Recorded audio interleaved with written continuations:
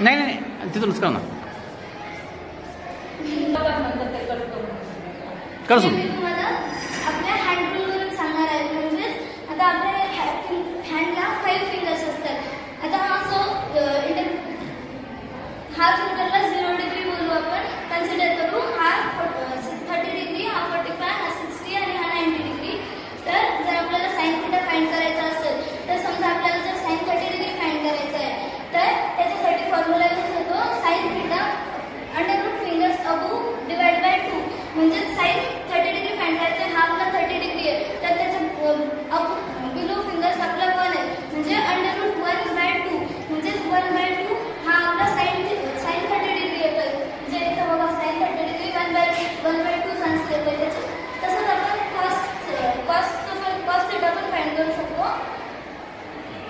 तसंच आपण cos theta पण फाइंड करू शकतो. तर कॉस थीटासाठी आपला हा फॉर्म्युला यूज होतो figures above under root figures above divide by 2. म्हणजे समजा कॉस 45 डिग्री फाइंड करायचा आहे तर 45 डिग्री आपला हा आहे.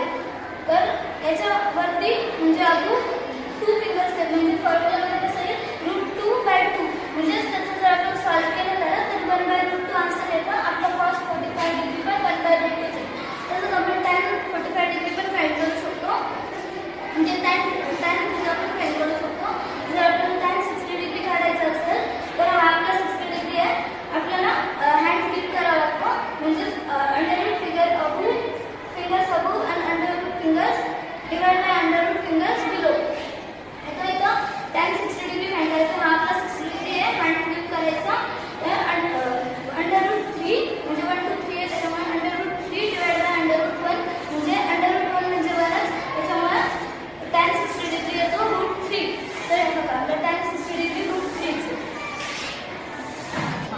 साइन बरोबर.